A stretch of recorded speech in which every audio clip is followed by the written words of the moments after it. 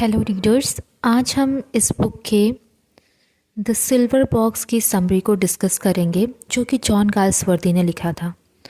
तो शुरू करते हैं इसकी Hindi summary. The silver box is a 3-act play by Galsworthy.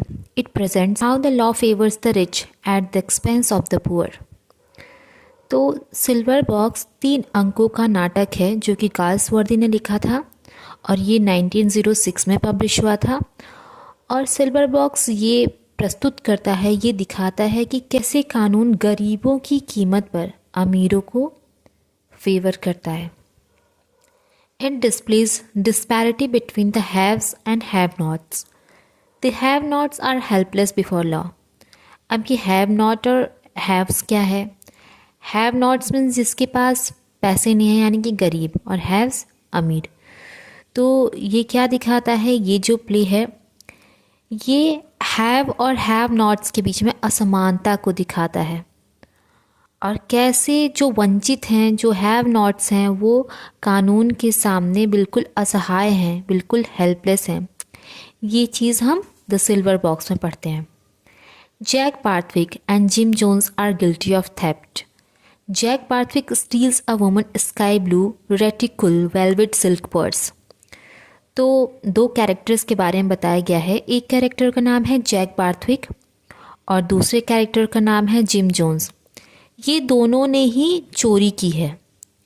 Jack Barthwick ने एक लेडी का, एक वुमन का sky blue reticule velvet silk purse चुराया है। Jim Jones steals a silver cigarette box. वहीं जिम जोन्स ने एक सिल्वर सिगरेट बॉक्स चुराया है। चोरी तो दोनों ने की है। The cases are similar. The difference is one. Jack Barthwick is the son of a wealthy liberal member of parliament, while Jim Jones is an unemployed loafer. तो केसेस जो हैं हम देखें तो दोनों एक समान हैं, दोनों चोरी की ही केस हैं, लेकिन यहाँ पर एक असमानता है, एक डिफरेंस है। वो क्या है? वो ये है कि जो जैक बार्थविक है वो एक अमीर पार्लियामेंट के सदस्य का बेटा है, जबकि जो जिम जोन्स है वो अनएम्प्लॉयड है, जिसके पास जॉब नहीं है, वो एक आवारा है, अनएम्प्लॉयड लोफर है। Jones is the charwoman of the Barthwicks. Mrs Jones is suspected of the theft.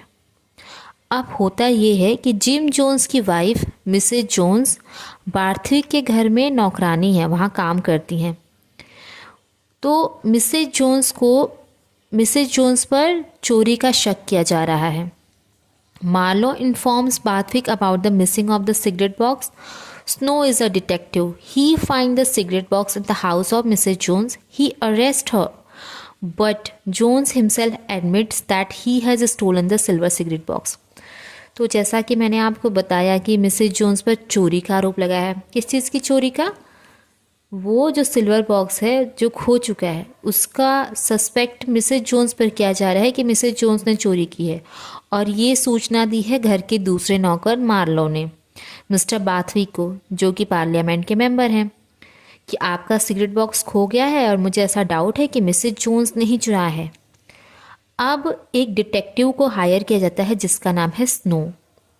वो सिगरेट बॉक्स को मिसेज जोन्स के घर में पाता है।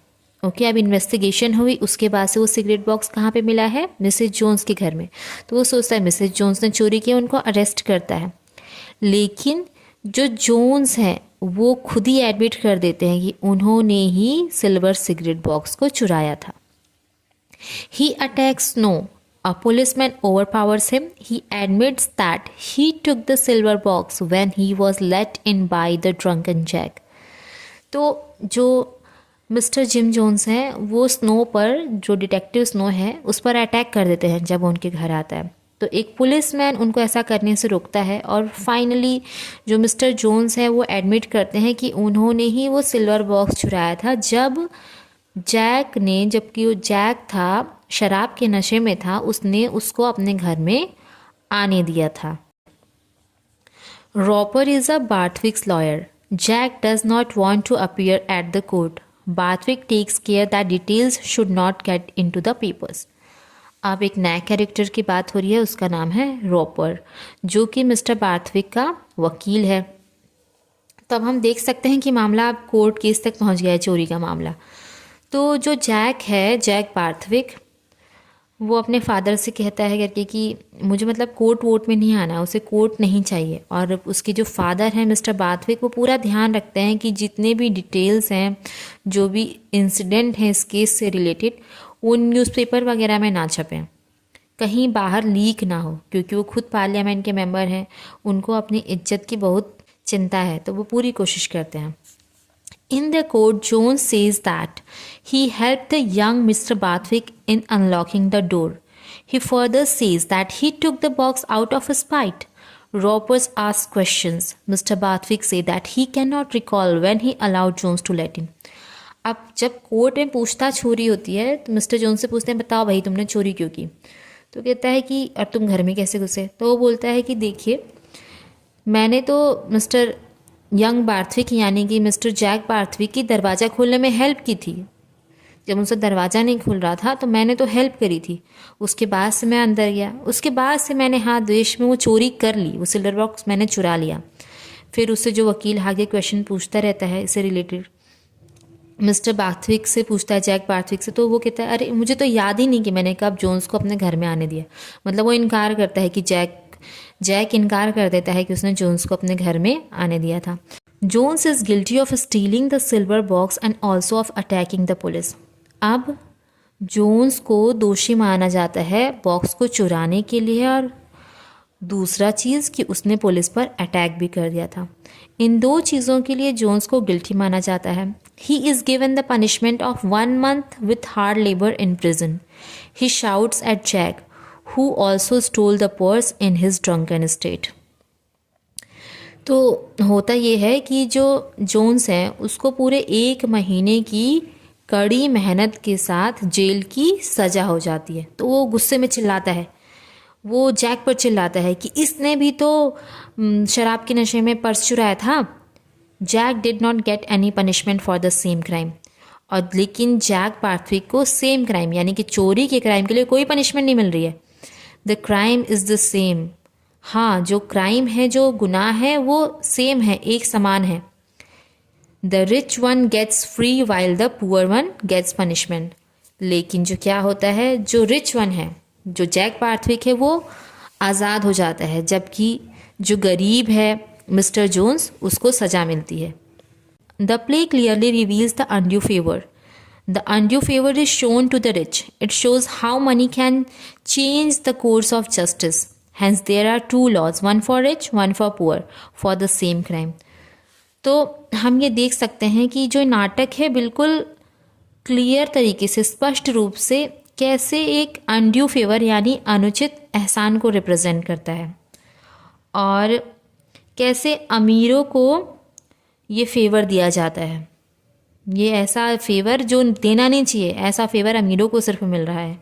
ये प्ले ये दिखाता है कि कैसे पैसा, जो मनी है, वो आपके न्याय के तरीके को, जस्टिस के तरीके को चेंज कर देता है। तो इस प्ले में हम ये देखते हैं कि यहाँ पे 2 लॉ हैं, वन इज़ फॉर रिच, एक अमीर के लिए, and another is for the poor, और दूसरा किसके लिए है, गरीबों के लिए। और ये दोनों लॉ जो है सेम क्राइम के लिए अलग अलग हैं। तो यहाँ होती है हमारी द सिल्वर बॉक्स की समरी ख़त्म। आई होप आपको समरी पसंद आई होगी। इस बुक में लिखी सारे वर्क्स की समरीज़ को हम डिस्कस करेंगे। तो जो भी यूपी टीजीटी की तैयारी कर रहा है वो इसको अपने दोस्तों के साथ शेयर करें। Thanks for watching, follow for more.